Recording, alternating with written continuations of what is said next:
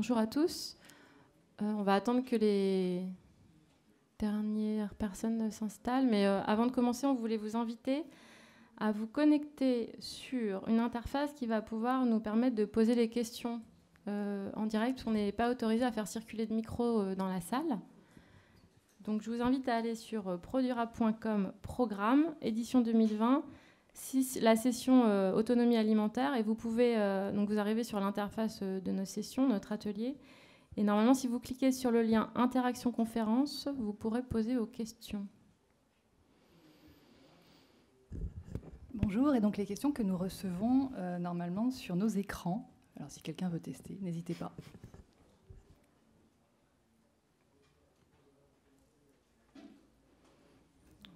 Sachant que le système de questions-réponses, il est aussi fait pour ceux qui regardent la présentation en visio. Bon, on va commencer. Si ça vous va, vous avez pu vous connecter juste pour info. Ceux qui ont réussi, vous pouvez nous faire un petit signe. C'est possible. Donc, il y a une personne qui a réussi. Donc, vous devriez tous y arriver d'ici quelques minutes. Super. On va commencer par se présenter. Moi, je suis Annabelle Richard. Je suis manager chez Utopie.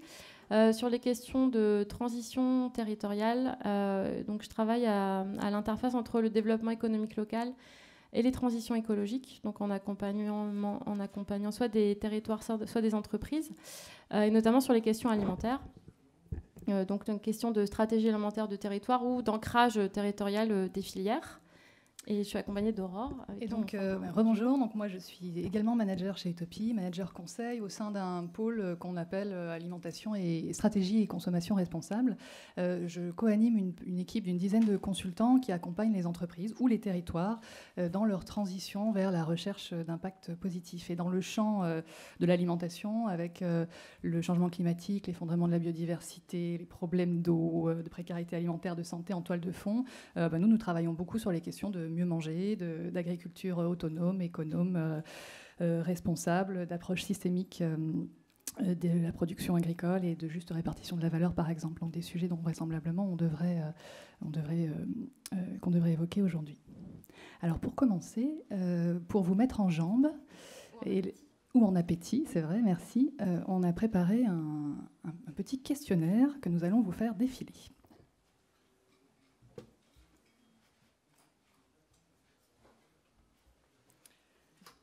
Alors, vous m'entendez bien ? Oui, 3 questions. Et vous allez avoir le droit de répondre à main levée. Si on vous dit 100%, à quoi cela vous fait-il penser ? Est-ce la part, première réponse, d'entre vous qui pensent avoir mangé local sur les 15 derniers jours ? Ou est-ce la part d'entre vous, deuxième réponse, qui souhaiterait manger local à l'avenir ? Alors, réponse A. Vous êtes tous des locavores. Vous pouvez lever la main, s'il vous plaît. Réponse B. Réponse B. D'accord. Est-ce que, Annabelle, ça correspond à quelque chose qu'on a vu par ailleurs ? Oui, ce qu'on voit, c'est qu'en effet, on a une grosse appétence, un gros appétit pour consommer de plus en plus local, mais qu'effectivement, c'est extrêmement compliqué. Comme va illustrer la deuxième question qu'on voulait vous poser. Donc, vous avez un chiffre qui est le chiffre de 2%. Alors, à votre avis, est-ce que ça correspond au nombre de personnes qui travaillent dans le développement durable qui n'utilisent pas encore le terme de résilience, ou est-ce que ça correspond à l'autonomie alimentaire de nos aires urbaines ? Donc, réponse A, réponse B. OK. Donc, on va revenir sur la définition du terme d'autonomie alimentaire, mais voilà, on voit qu'il y a un énorme delta entre la volonté de consommer local et quand on regarde les chiffres, notamment à l'échelle de filières global et d'un point de vue économique, on se rend compte qu'on a un seuil à franchir qui est assez important. Et enfin, la troisième question. 15,50 €. Réponse A, c'est le prix d'un sandwich mayo avec un mauvais café et un dessert à Paris. Réponse B, c'est la part annuelle de la consommation à des producteurs locaux pour les Français. Alors A, le sandwich mayo. B, la part de consommation à des producteurs locaux, effective. Ah, c'est moins marqué. C'est déprimant, c'est ça, les deux sont déprimants. C'est effectivement la part effective de consommation des producteurs locaux, ce qui nous emmène tout doucement à vous présenter un peu plus en détail pourquoi on en est là et ce que ça veut dire. Alors, peut-être commencer par revenir sur le terme d'autonomie alimentaire. C'est un terme sur lequel on travaille chez Utopie depuis maintenant bientôt 5 ans. Et pour ça, on mobilise une approche du métabolisme économique local, c'est-à-dire qu'on va essayer de comprendre comment fonctionne l'alimentation sur le territoire, en regardant quelles sont les importations, quelles sont les exportations alimentaires et comment tout ça, ça circule sur le territoire. Et donc, en fait, on va regarder quelle est la part locale en valeur des produits agricoles locaux qui consomment nos produits finaux. C'est-à-dire qu'on va regarder tous les repas qui seront pris par les consommateurs sur le territoire, que ça soit en restauration, à la cantine ou chez soi. Et donc, si on regarde, par exemple, la tomate, on ne va pas seulement regarder la consommation de tomates en circuit court que vous achetez chez le primeur, on va aussi regarder la part de tomates qu'il y a dans vos lasagnes que vous consommez à la cantine, dans vos pizzas, ou encore dans les tomates farcies que vous achetez chez votre traiteur. Et ça change énormément en fait, la définition de ce qu'on appelle l'autonomie alimentaire, d'autant plus quand on sait que plus de 87% des produits agricoles qu'on consomme en valeur, là on parle vraiment de valeur économique à chaque fois, ils passent par forcément une case agroalimentaire. C'est-à-dire qu'on a quasiment 100% de notre consommation qui est transformée. Donc c'est pour ça qu'il faut avoir une approche véritablement intégrée des filières, de l'amont à l'aval, en passant par la partie transformation. Et donc, pour revenir sur le chiffre qu'on présentait tout à l'heure, on a des territoires qui ont un fonctionnement assez absurde où on va importer plus de 98% de notre consommation et on va exporter à peu près autant, donc à peu près 97% de notre production locale. À l'échelle des aires urbaines. Quand on va à l'échelle des régions, c'est un peu plus important, mais ça reste malgré tout très très faible. Et donc, à la faveur de la Covid, on a eu un gros débat au printemps sur la dépendance de nos économies aux filières d'approvisionnement, la vulnérabilité de nos systèmes, et notamment sur l'alimentation.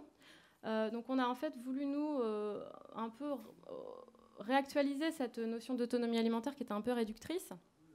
Et on a voulu regarder quelle était la capacité de nos pays ou de nos territoires à faire face à une perturbation, donc c'est-à-dire une perturbation en termes de risques d'appro, ça peut être des risques logistiques, mais ça peut aussi être les risques climatiques, donc l'exposition au stress hydrique, des gros coups de sécheresse sur nos cultures, et donc de voir comment le territoire il peut produire très rapidement, donc vraiment dans une approche de gestion du choc, tout ce qui est consommé sur le territoire. Et donc, en fait, on va regarder quels sont les potentiels en place pour réorganiser la production actuelle, mais on va aussi regarder quels sont les sauts productifs qu'on peut faire sur le territoire. C'est-à-dire, on va regarder les productions actuelles et on va voir dans quelle mesure les produits qui sont déjà en place sur le territoire, les savoir-faire, peuvent permettre demain de diversifier très rapidement le tissu économique local. Donc, si on prend l'exemple de la glace, on va regarder, c'est un produit qui est hyper intéressant parce qu'on peut produire énormément de produits différents à partir de la glace et inversement, la production de la glace, elle mobilise des savoir-faire qui sont là aussi présents dans beaucoup de produits. Et donc, si on regarde la glace, on va pouvoir faire des sauts productifs, c'est-à-dire soit avoir des intrants qui vont être communs, soit avoir des lignes industrielles qui vont être similaires, soit des compétences qui vont permettre de vraiment diversifier très vite la palette du territoire. Donc pour l'exemple de la glace, on va trouver évidemment des produits sucrés comme les confitures, les viennoiseries, mais aussi des produits dans l'agroalimentaire un peu plus éloignés, production de soupe, production de fromage. Et puis on va avoir de façon peut-être moins intuitive des produits comme les produits cosmétiques, où là en fait c'est plutôt sur les lignes industrielles qu'on va avoir des similarités, notamment sur la partie émulsion, surfactant, ou encore le malt. Et puis après, aussi, on va avoir la production de peinture et de vernis. Donc l'idée, c'est de se dire que sur un territoire donné, en regardant son système productif actuel, on peut, sur un temps assez court, se dire OK, ce territoire peut mobiliser des ressources en exploitant au maximum les parentés qui existent sur le tissu actuel. Donc, évidemment, ça, c'est en mobilisant les acteurs industriels, les outils de production, et puis la capacité des territoires à planifier ces nouvelles productions. Et enfin, le troisième terme qu'on voulait définir avec vous, c'était le terme de local. Donc, Aurore, je te laisse la main. Alors, on avait prévu le définir et visiblement, ça devrait répondre à certaines des premières questions qui arrivent. Généralement, quand on parle local, la première question qui se pose, Que veut dire au juste cette notion de... C'est quoi au juste cette notion de local? Alors d'abord, l'envie de local, on l'a vu, 100% d'entre vous, mais 90% des Français, répond aujourd'hui à un besoin évident de maîtriser ce que l'on mange, en partie parce qu'on a pris conscience de ce qu'un socio-économiste comme Nicolas Bricasse, par exemple, appelle la distanciation avec notre alimentation. Donc c'est l'éloignement avec les lieux de production, la non-connaissance d'où viennent nos produits, ni de comment ils sont faits. Donc il y a un besoin légitime de local. Pour autant, il n'y a pas de définition stabilisée et officielle, et pour cause. Donc ce que local n'est pas, ça n'est pas une définition réglementaire. 30, 50, 75 km autour des points de vente, ce sont des distances qui sont acceptables aujourd'hui en France pour parler de local. Aux États-Unis, ça peut aller bien plus loin, 150 miles, voire au-delà. Donc c'est pas la bonne, nécessairement, le kilométrage n'est pas nécessairement la bonne, l'approche exhaustive en tout cas pour parler de local. On va plutôt parler de définitions qui peuvent être mixtes et donc culturelles, économiques, quand on raisonne en bassin de production et quand on regarde les flux économiques, mais aussi écologiques. On a travaillé, nous, avec une initiative de la communauté des eaux du bassin rennais qui a défini sa notion de local autour d'un bassin versant pour préserver la ressource en eau. Donc là, on est sur une géographie différente. Local, ça peut aussi se concevoir de manière politique. On voit bien quand on travaille avec des collectivités qu'il y a des enjeux de compétences quand on travaille sur le local à associer sur le foncier, le développement économique. Ou la restauration collective. Donc il y a vraiment une échelle juste à trouver. Donc local, ce ne sont pas seulement des circuits courts. Et il y a une pertinence à plusieurs niveaux, et c'est ça qu'il faut accepter et comprendre à la maille du bassin de vie, du pays, à la maille régionale, voire à un échelon national. Et puis, important aussi pour nous, l'idée est évidemment de rééquilibrer les systèmes alimentaires vers plus de proximité, ça va sans dire, mais pas de passer à 100% local, parce que ce serait contre-productif en fait. Donc il faut passer d'une certaine manière, il faut aller vers de la coopération entre les territoires et passer d'une certaine manière de dépendance qui pourrait sembler subie à une forme d'interdépendance maîtrisée. D'autant que local, ça ne veut pas forcément dire durable. Je vous le dis local, on va tous s'engouffrer dans cette notion, mais local et durable sont souvent des termes, durables au sens responsable, sont souvent des termes juxtaposés. Or, ça ne va pas de soi.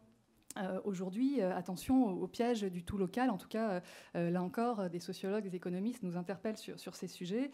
Local, ça ne dit rien de la transition agroécologique qu'on peut appeler de nos voeux. Et certains chercheurs ont montré aussi comment,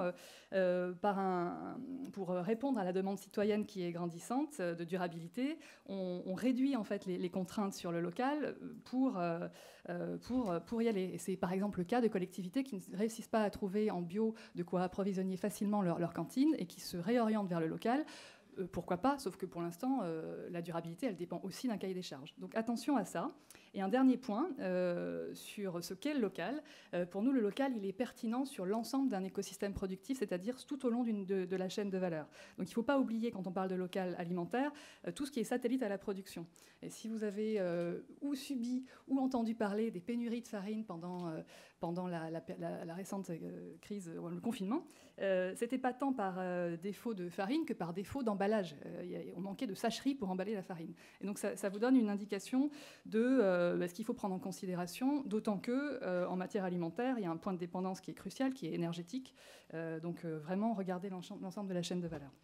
Donc, pour gagner en résilience, le message là, c'est penser large, pas que à 30 km donc, et à tous les niveaux de la chaîne de production alimentaire.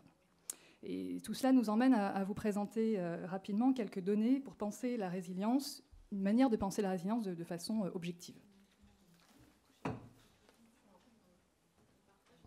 Partage le micro. Absolument. Partage allègrement nos miasmes depuis tout à l'heure. Bon. Alors, à la faveur du printemps, nous avons eu un peu de temps pendant le confinement, donc on a actualisé nos chiffres et, comme je vous disais tout à l'heure, on a regardé la question de l'autonomie de façon plus dynamique, donc en regardant si nos économies étaient capables à court terme de se réorganiser pour répondre à une partie suffisante de la consommation locale. Donc on a regardé sur plus de 200 produits, comme le disait Aurore, pas que les produits agricoles, mais aussi les intrants, les engrais, le packaging, les machines. Dans quelle mesure on pouvait être résilient. Et donc la France se classe plutôt bien, parce qu'on est quatrième, mais vous voyez qu'au niveau mondial, il y a quand même des gros points noirs, des gros points rouges en Afrique, ce qui est un sujet avec les autres enjeux qu'on connaît, mais également en Chine, en Russie. Et puis l'autonomie globale est quand même assez faible. Et puis au niveau français, on se classe uniquement 27e en fruits et légumes. En fait, on est très bon sur la partie industrie agroalimentaire. Et il y a des points qui posent question, comme la forte dépendance aux engrais, même si on sait qu'il faut, et qu'on est en train de mettre en place de nouveaux modèles qui sont de moins en moins dépendants des engrais. On a une énorme dépendance de notre production agroalimentaire aux engrais. Un autre point noir, c'est la partie production céréalière. En fait, on a plus de la moitié des pays qui ont uniquement une des 8 céréales sur lesquelles ils sont à peu près résilients. Sinon, ils dépendent en fait de productions qui sont hyper concentrées au niveau continental, voire au niveau mondial. Bon, les chiffres ont été publiés. Hein, l'idée, c'était de vous donner un aperçu. Et puis, au vu de ça, au niveau français, pour simplifier un petit peu la façon dont on peut penser la résilience alimentaire, sans être trop complexe, on vous a fait une matrice où en fait on a les deux critères que je vous disais tout à l'heure. Soit on va regarder la production locale qu'on pourrait réorienter vers la consommation locale, c'est-à-dire qu'on va vraiment partir de l'existant et être sur une approche de marque territoriale, comme le disait Aurore, ou de dynamisation du tissu, de la production locale pour qu'elle soit mieux orientée via les politiques d'achat aux consommateurs finaux. Donc ça, c'est tout ce que vous avez sur la partie, on va dire, verticale, c'est-à-dire qu'on a une offre locale qui est soit très forte aujourd'hui, donc il faut la renforcer et la maintenir, soit elle est trop faible, au vu des potentiels, il faut la développer. Et puis l'autre levier, c'est ce que je vous disais, c'est d'avoir les sauts productifs. Donc même si on n'est pas en capacité aujourd'hui de produire de la bière, de la glace, on sait qu'on a des cosmétiques et qu'on a des entrants comme du lait, on peut faire ces sauts productifs.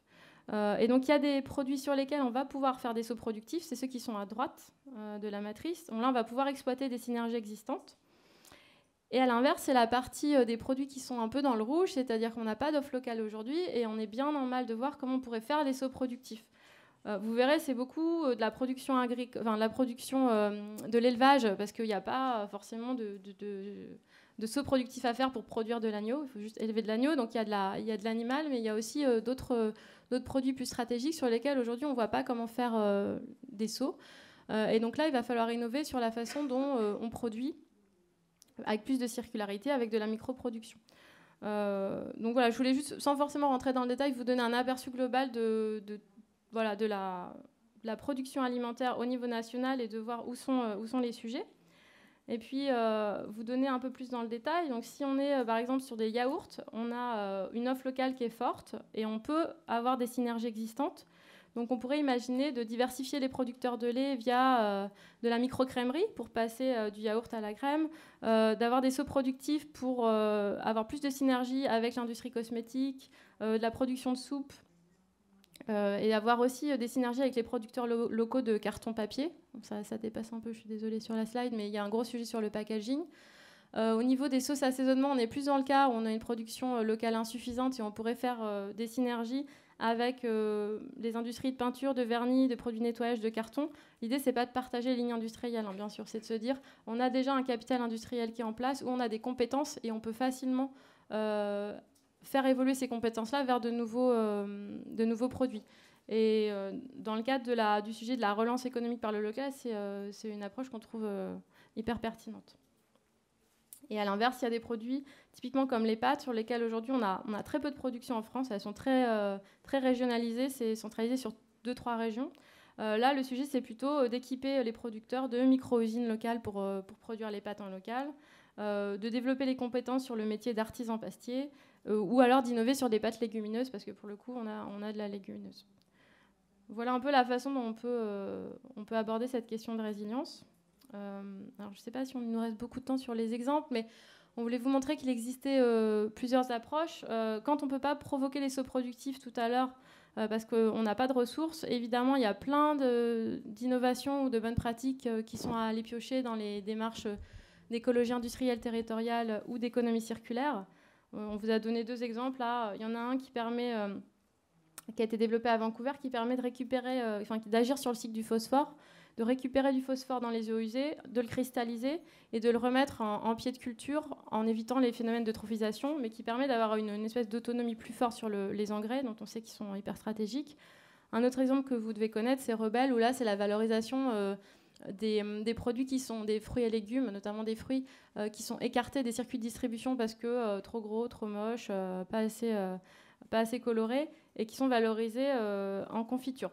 Voilà 2 exemples de comment on peut mettre à profit les dynamiques de circularité quand on n'a pas la matière brute sur le territoire.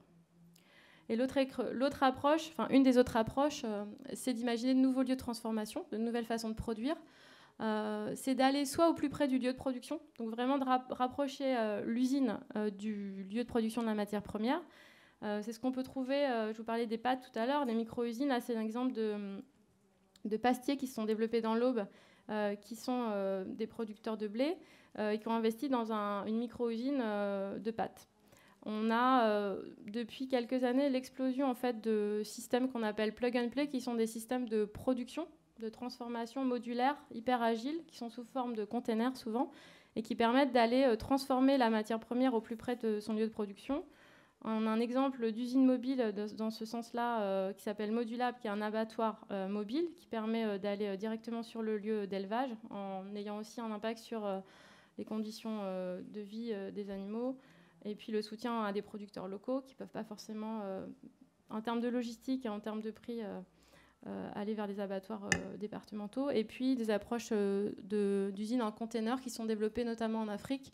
Donc là, c'est l'exemple à droite en haut, où vous avez en fait des systèmes hyper petits sous forme de containers qui vous permettent de transformer, stériliser et packager des produits alimentaires. Ça peut être des boissons, ça peut être de faire des conserves, des confitures, en s'adaptant aux compétences locales. Et puis d'autres approches, quand on parlait de synergie tout à l'heure, ça peut être de mutualiser l'outil productif. Là, c'est l'exemple de DCLA, qui est une start-up lyonnaise qui a développé des produits alimentaires à base de légumineuses, qui avait son prototype qui marchait bien, et plutôt que d'investir dans l'usine, qui était un risque assez important, a choisi de mutualiser sa ligne industrielle avec une entreprise qui faisait des légumes surgelés autour de Lyon. Et donc, elle a pu avoir à sa disposition une ligne industrielle. Les équipes de l'usine ont été formées à la production de ces légumineuses et voilà, elle a pu développer progressivement sa production en mutualisant. Et puis un autre exemple qu'on aime bien citer chez Utopie, c'est l'exemple de Foodworks à Brooklyn, qui là est un incubateur de start-up, parce que pour que l'offre locale existe, il faut aussi faire émerger les petits producteurs et les petits transformateurs, on va dire.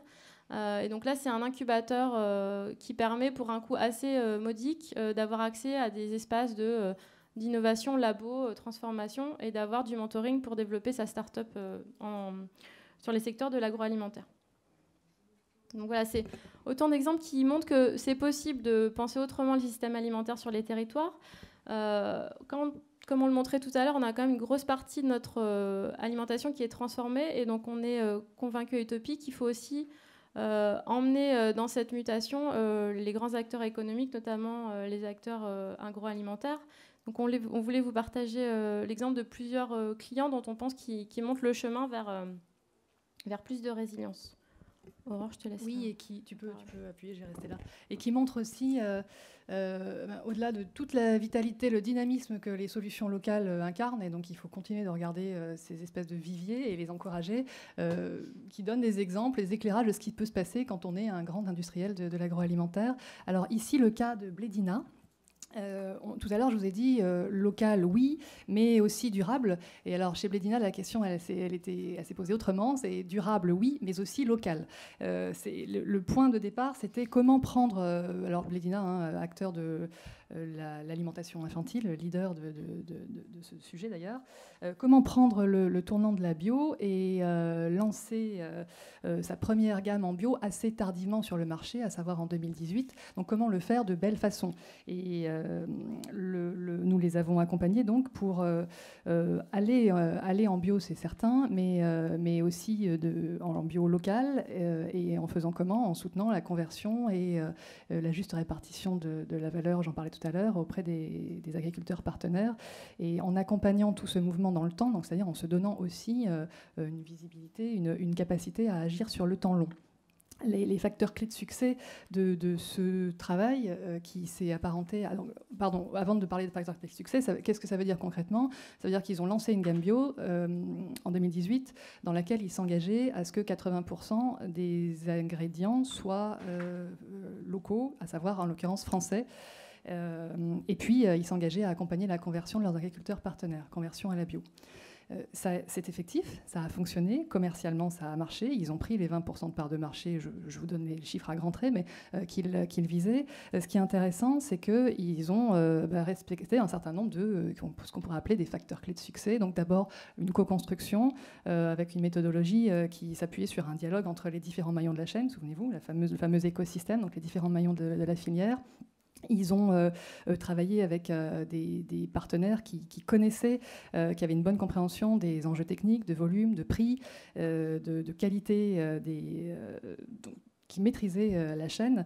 Et c'est allé jusqu'à un accompagnement effectif d'agriculteurs partenaires dans leur conversion. L'accompagnement, il est technique, il est dans les formations, mais il est aussi financier, avec des contrats de long terme. Il s'engage aussi dans la recherche, donc pour déployer des pratiques exigeantes qui vont même aller au-delà du cahier des charges et travailler par exemple sur la santé des sols. Donc il y avait une véritable approche filière holistique, on pourrait dire, soutenue par une communication assez responsable et beaucoup orientée sur la question de la transparence en fait. Transparence sur l'origine, transparence sur les difficultés d'approvisionnement en ingrédients français et bio. Tous ceux qui se lancent dans la démarche pourront témoigner. Donc, ils ont fait leur part en témoignant sur ce sujet. Et puis, ils se sont donné, encore une fois, la capacité du temps long et la capacité de travailler dans une démarche progressive. Alors, je ne sais pas si quelqu'un de Bellina devait être dans la salle, mais je ne suis pas sûre que ce soit le cas. En tout cas, si vous avez besoin qu'on échange sur ce sujet, on pourra vous renvoyer vers eux et ou témoigner pour eux. Mais c'est à ce stade un bon exemple de ce qu'on peut, un bon éclairage de ce qu'on peut faire quand on est un industriel de l'agroalimentaire. Et là, un engagement dans une filière bio locale et à vocation équitable. Alors, pardon, parce que je dis ça. Donc, ça donne en tout cas un éclairage, sauf que ça ne fait pas un industriel agroalimentaire ne fait pas un écosystème à lui tout seul. Et donc, les industriels savent leurs limites dans le sujet. L'idée, c'est donc d'avoir des actions de plus en plus concertées avec les territoires et de faire se relier les acteurs du privé et du public. Et c'est là qu'on a d'autres exemples. Merci. On voulait vous donner l'autre versant aussi, qui était l'exemple là d'un territoire qui s'est engagé pour bien comprendre son métabolisme alimentaire, comme on vous en parlait tout à l'heure, en regardant les importations, les exportations. Parce qu'on a vu émerger beaucoup de projets alimentaires de territoire ces dernières années, avec pas forcément le bon niveau de compétence de la collectivité pour vraiment agir sur les filières, pour agir sur la logistique, sur l'aménagement. Donc nous, on a accompagné le Grand Lyon, la métropole du Grand Lyon, il y a maintenant presque 2 ans, sur la première phase de son projet alimentaire. Et ce qu'on a trouvé intéressant, c'est qu'il y avait une approche à la fois développement durable du sujet, mais aussi développement économique, dans la façon dont les élus sont mobilisés, et qu'on a du coup mis à profit, nous, toutes les datas qu'on pouvait produire sur la compréhension des filières, la dépendance aux importations. Donc là, vous voyez, on a le détail des filières, la dépendance de chaque maillon aux importations et aux exportations.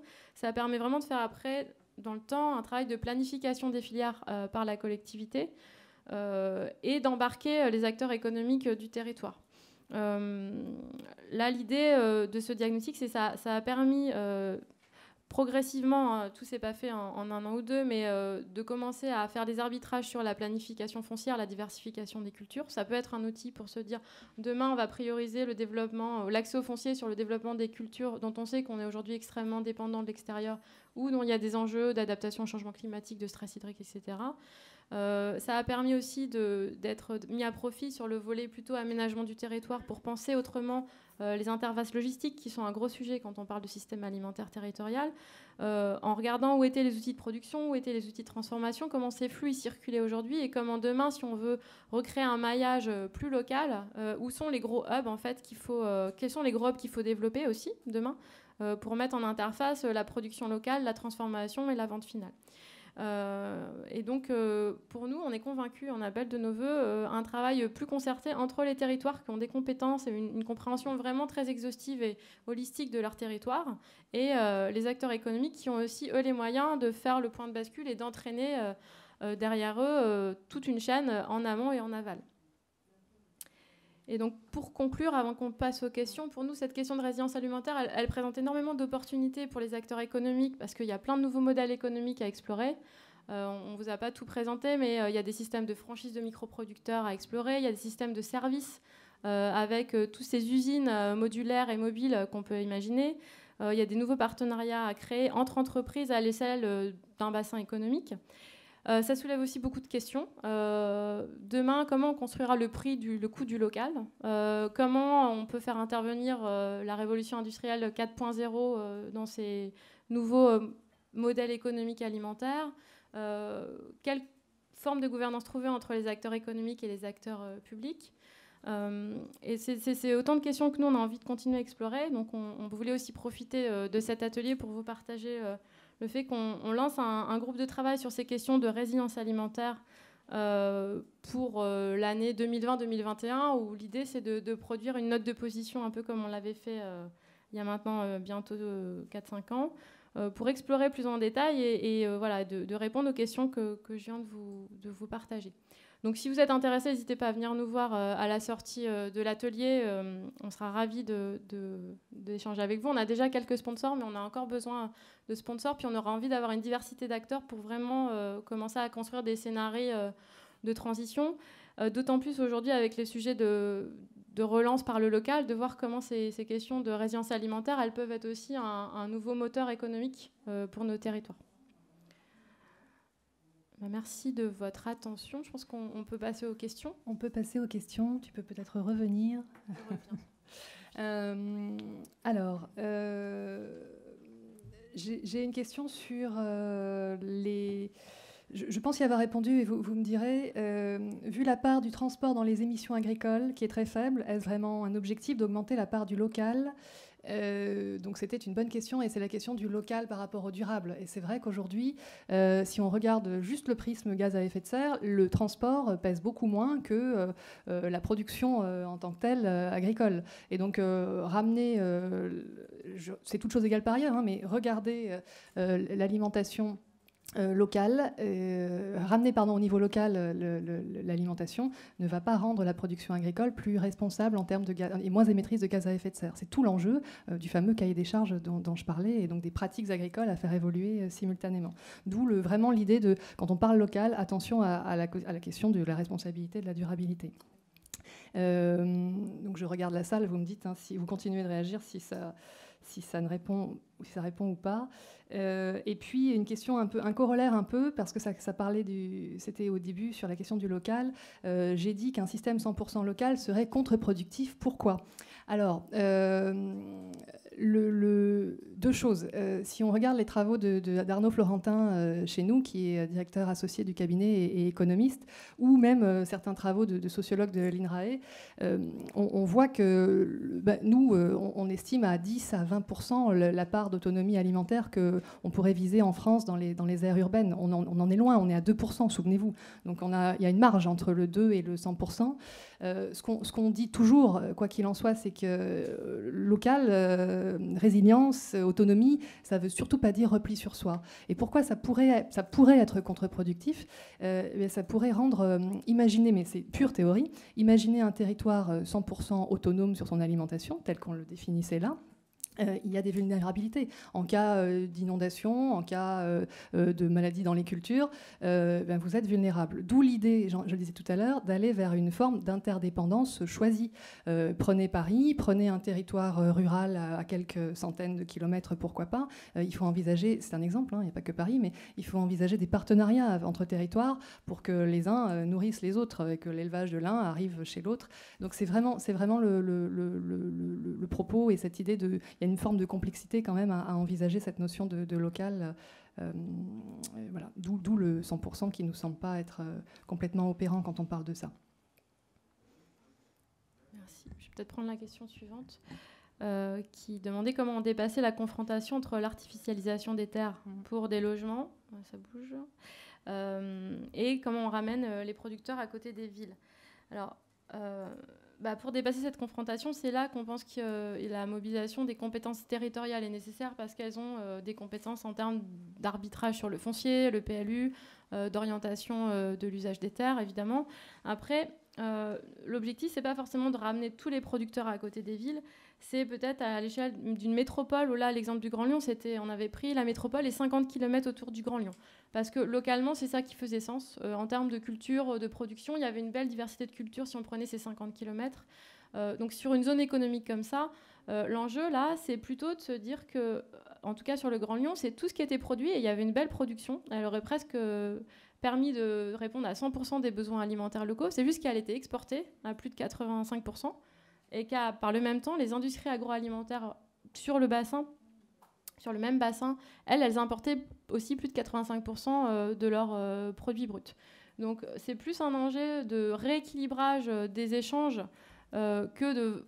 Alors il y a des sujets sur l'artificialisation des terres, mais là le sujet c'était vraiment de se dire qu'il y a un rééquilibrage à faire déjà sur un fonctionnement qui est, comme ici au fur et à mesure des années, déterritorialisé. Voilà, c'est plutôt reprendre la main sur ces échanges. On se sent malgré tout un tout petit peu seul à parler. Mais donc on enchaîne. Autre question, vous parlez de bio, de local et de gouvernance sans aborder la question du commerce équitable. Ça, c'est pour toi. Que pensez-vous du commerce équitable en tant que levier du local et ou meilleure répartition de la valeur?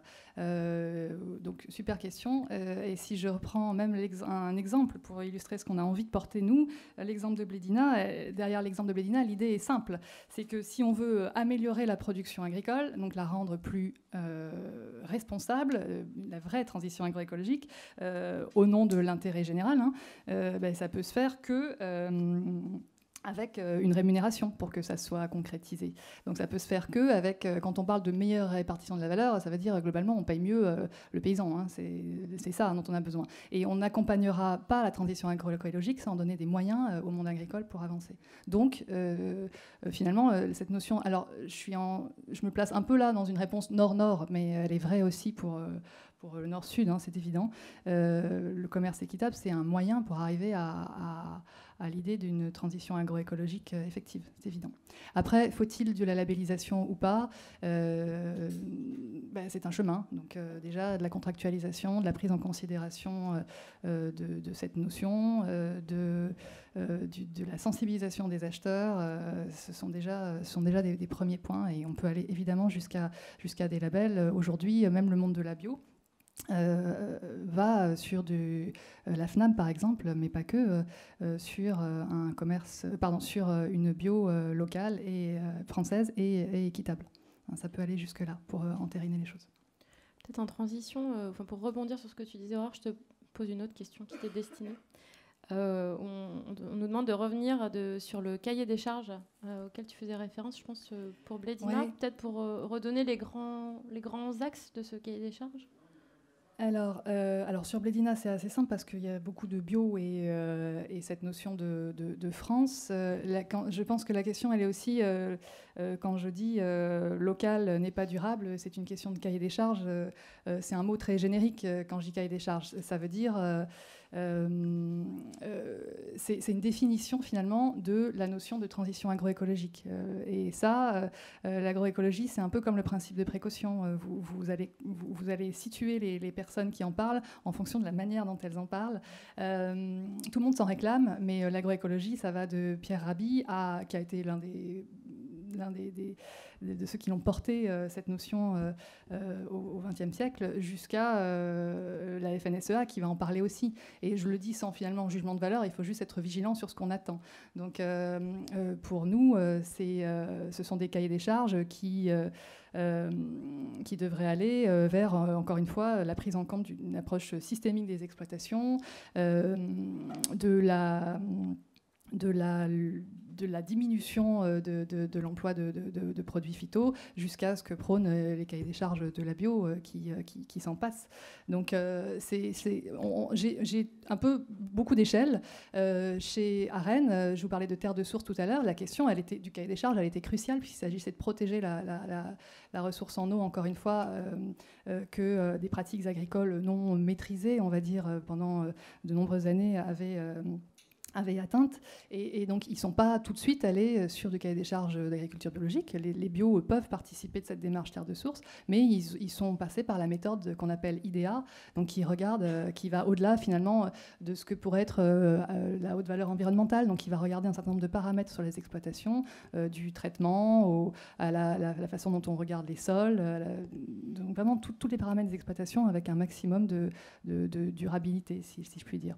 Donc voilà une palette. En tout cas, l'idée, c'est elle est vraiment sur une agriculture qui doit être à terme autonome, économe en tout, y compris en intrants, qui va la rendre économe en émissions de gaz à effet de serre et donc non polluante, voire régénératrice. On parle aujourd'hui de pratiques d'agroforesterie, d'agropastoralisme. Enfin, c'est toutes ces notions-là qui peuvent entrer dedans. C'est un cahier des charges, en tout cas, quand on entre dans ces sujets, qui aussi devrait se définir de manière ad hoc et avec les partenaires qui sont ou ceux du territoire ou ceux de l'industriel en question. Ça ne se fait pas au forceps, ça se travaille en concertation. C'est vraiment le propos. Je me permets de rebondir sur l'exemple de terre de source à Rennes, qui est un bon exemple, parce qu'il y a une remarque qui dit qu'il faut aussi renforcer la demande et pas que l'offre. Évidemment, il y a plein de démarches de marques locales qui ont été mises en place. Et l'exemple de Rennes est un bon exemple parce que c'était un label de qualité, donc à l'échelle du bassin versant, mais c'était aussi une marque de territoire. Il y a quelques marques de territoire qui ont émergé ces dernières années, et celle de Rennes fait partie de celles les plus intéressantes parce qu'il y a une garantie qualité qui est portée par la collectivité. Il y a un engagement sur la rémunération du producteur, et puis il y a une fierté de la production locale. La Bretagne, d'ailleurs, c'est la première région qui sort en termes de résilience alimentaire sur l'offre actuelle. Donc évidemment, il y a des démarches de marketing à porter, soit par les territoires, soit par les acteurs économiques, et elles commencent à être assez nombreuses. Donc il y a déjà plein de bonnes pratiques qui existent sur ce sujet. Y compris d'ailleurs, pour finir sur terre de source peut-être, avec le développement de nouvelles filières qui s'imposeraient sur le territoire, tant en production qu'en transformation à l'échelle régionale, donc, et avec les mêmes impératifs de cahier des charges. Donc c'est vraiment une boucle vertueuse aujourd'hui, et c'est un projet qui a d'ailleurs été reconnu par Territoire d'innovation, donc par une subvention forte du Premier ministre. Peut-être une dernière question qui va englober le blé de Roumanie et produire local alors par rapport à national. C'est-à-dire que là, ce qu'on voulait montrer, c'est qu'on a des chiffres au niveau international, européen, national, régional. Après, l'idée, c'est pas forcément... Le local, pour nous, c'est une définition très large, comme le disait Aurore tout à l'heure. Nous, ce qui nous intéresse, c'est à chaque fois choisir la bonne échelle de réflexion. Ça peut être le national pour certaines filières ou pour certains acteurs. On a déjà un tel déséquilibre au niveau national et au niveau mondial que bosser à l'échelle nationale, ça peut être hyper intéressant, voire même des fois européenne sur certaines productions, avec toujours en tête l'idée d'être plus résilient, de moins dépendre peut-être de chocs qui pourraient arriver demain. C'était à l'occasion d'une crise sanitaire, mais demain, ça pourrait être à l'occasion d'une explosion du prix du pétrole, parce qu'on a aussi une grosse dépendance aux intrants énergétiques sur l'ensemble de nos chaînes de valeur alimentaire. Donc pour nous, on ne dit pas qu'il faut... Enfin, c'est intéressant de produire local pour plein d'autres raisons sur la proximité aux producteurs, le sens, l'identité, sur souvent la qualité des produits parce qu'ils sont plus frais. Après, le local, ça peut être le niveau national dans un premier temps et dans certains contextes. Je pense si on doit tenir le timing du prochain atelier, on va se quitter. Est-ce que vous avez d'autres questions? N'hésitez pas sinon à venir nous voir juste après ou sur le stand. Aurore, tu voulais préciser un truc? Non, je vais dire qu'on est effectivement sur le stand juste à côté. Merci beaucoup. Utopie. Merci.